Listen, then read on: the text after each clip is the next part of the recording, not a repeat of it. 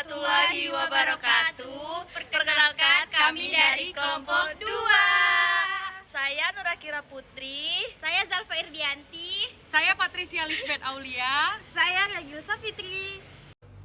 Yang pertama, impor. Pengertian impor adalah kegiatan yang masukkan barang ke dalam daerah pabean. Berdasarkan konsep kewajiban pabean terhadap barang impor yang dimasukkan ke dalam daerah pabean terutang bea masuk. Artinya bahwa ketika kapal atau pesawat udara yang membawa barang-barang telah melewati batas daerah pabean Indonesia, maka barang-barang tersebut secara de facto telah memenuhi syarat sebagai barang impor. Selanjutnya, tujuan pemasukan barang impor ke dalam daerah pabean. Yang pertama, barang impor dimasukkan untuk dipakai. Yang kedua, barang impor yang dimasukkan untuk tujuan sementara. Yang ketiga, barang impor dimasukkan untuk dikeluarkan kembali keluar daerah pabean tanpa dibongkar dari sarana pengangkutannya. Yang keempat, barang impor yang dimasukkan untuk dikeluarkan kembali ke luar daerah pabean dengan dibongkar terlebih dahulu. Yang kelima, barang impor yang dimasukkan dengan mendapat fasilitas fiskal kepabeanan. Nah, selanjutnya ada pengeluaran barang impor. Yang pertama, definisi impor untuk dipakai. Memasukkan barang ke daerah pabean dengan tujuan untuk dipakai. Artinya, barang impor tersebut akan dijual kembali atau digunakan oleh pemakai akhir atau habis konsumsi. Memasukkan barang dalam daerah pabean untuk dimiliki atau dikuasai oleh orang yang berdomisili di Indonesia. Yang kedua, persyaratan impor untuk dipakai. Pemasukan barang untuk dipakai dapat juga dilakukan tanpa harus membayar bea masuk terlebih dahulu. Asalkan yang bersangkutan menaruh jaminan sebesar pajak lalu lintas barang yang dibayar. Atau jika importir diberikan pembebasan atas bea masuk yang harus dibayar, impor dilakukan tanpa harus membayar bea masuk. Meskipun kemungkinan pajak masih harus dibayar.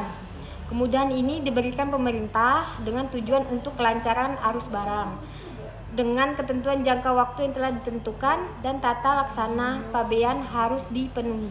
Yang ketiga, ada pengeluaran barang impor untuk dipakai, yaitu barang-barang yang habis dipakai atau dimiliki. Pada dasarnya, pengeluaran barang untuk dipakai terjadi setelah pemenuhan kewajiban pembayaran pajak lalu lintas barang dipenuhi.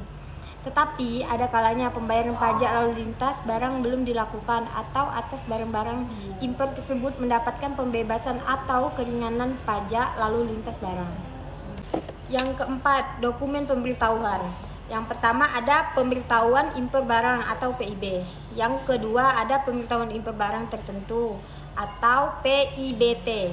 Yang ketiga ada custom declaration untuk barang penumpang dan awak sarana pengikut. Keempat, pencacahan dan pembeanan kiriman pos atau PPKP untuk barang impor melalui PT Persero Pos Indonesia. Yang kelima ada pemberitahuan lintas barang untuk barang impor pelintas batas. Yang kelima, penyampaian pemberitahuan. Pemberitahuan ini merupakan tujuan dari pengawasan dan prinsip kepada asas safe essence. Yang pertama, penyampaian PIB ke kantor pabean dapat dilakukan untuk setiap pengimporan atau secara berkala dalam periode tertentu. Yang kedua, penyampaian PIB dapat dilakukan secara manual melalui media elektronik. Yang ketiga, untuk kantor pabean yang telah menerapkan sistem PDE kepabeanan, pengiriman data PIB dilakukan melalui komputer yang online dengan sistem PDE kepabeanan. Yang keempat, PIB dan bukti pembayaran pajak lalu lintas barang disampaikan kepada pejabat di kantor pabean tempat pengeluaran barang. Yang kelima, dikecualikan dari penyerahan PIB yang disampaikan oleh importir mitra prioritas. Yang keenam, penyampaian PIB dapat dilakukan sebelum barang impor yang bersangkutan tiba di pelabuhan tujuan. Yang keenam, cara pemeriksaan impor. Pemeriksaan pabean dilaksanakan selain untuk mengumpulkan data impor dan ekspor, juga harus menguji kepatuhan pengguna jasa kepabeanan dalam pemberitahuan yang menganut asas safe assessment. Dalam pasal 3 Undang-Undang Kepabeanan dilaksanakan dengan aplikasi pemeriksaan pabean. Dilaksanakan melalui beberapa cara seperti yang pertama, pemeriksaan administrasi, yang kedua penetapan jalur, yang ketiga pemeriksaan fisik, dan yang keempat pemeriksaan fisik secara jabatan. Impor barang penumpang. Setiap orang yang melewati lintas batas negara atau wilayah suatu negara, baik melewati jalur laut, darat maupun udara, wajib memenuhi kewajiban pabeannya, di mana apabila bersama dengannya dibawa barang-barang yang dipungut, bea masuknya menurut ketentuan undang-undang. Cara memberitahukannya adalah dengan menyampaikan formulir berupa pernyataan atas dasar prinsip self-assessment yang dibuat dalam custom declaration terhadap barang pribadi penumpang. Sampai batas nilai pabean atau jumlah tertentu diberikan pembebasan bea masuk dan tidak dipungut pajak dalam rangka impor sesuai dengan ketentuan perundang-undangan di bidang perpajakan yang berlaku. Selanjutnya ada penggolongan barang penumpang. Yang pertama, barang penumpang yang dibebaskan dari pajak lalu lintas barang lainnya.